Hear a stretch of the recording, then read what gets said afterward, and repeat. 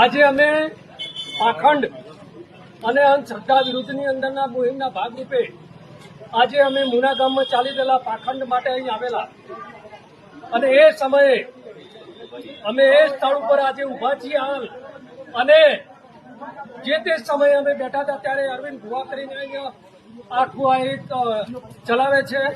અને એની અંદર અમે લોકો અહીંયા બેઠા હતા એમની સાથે વાતચીત કરતા હતા તે સમયે એમના સપોર્ટરો અમારી ચારે બાજુ થઈ અમારી સામે એટેક કરેલો અને એટેક કરવાના પરિણામે અમારા સાથે ધક્કામુક્કી થયેલી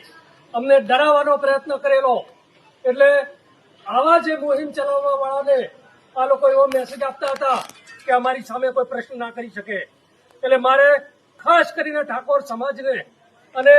બીજા જે અંધશ્રદ્ધામાં ફસાયેલા લોકોને મારે આજે વિનંતી કરવી છે કે આવા લોકોથી ડરો નહીં. આ લોકો તમારી સામે હુમલો કરશે, તમને કોઈનો દેવનો ડર બતાવશે, તમારી સામે જે પણ એવા હાથગંડા અપનાવશે, પણ આવી તમારે ક્યાંય પણ તકલીફ પડે તો અમને કહેજો, અમે તમારી સાથે છીએ અને આવા પાખંડીઓ ક્યાંય પણ આવે તો તમે અમને કહેજો. અમે હવે કફન બાંધીને ફરીએ છીએ, કોઈ ચિંતા ના કરતા કે અને એને માફી માંગી છે અને માફીને લાયક તો નથી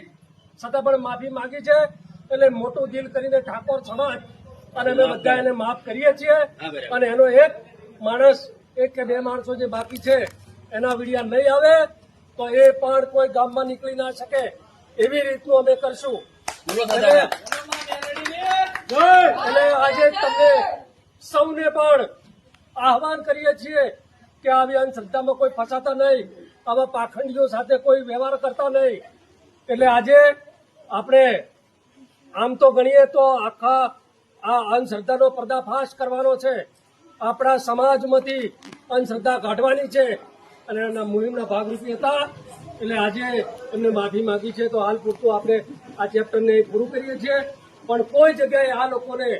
કોઈ ગામમાં ઘૂસવા ન દેતા એવું તો આપ સૌને આહવાન કરું છું. બોલો સદારામ બાપાની જય.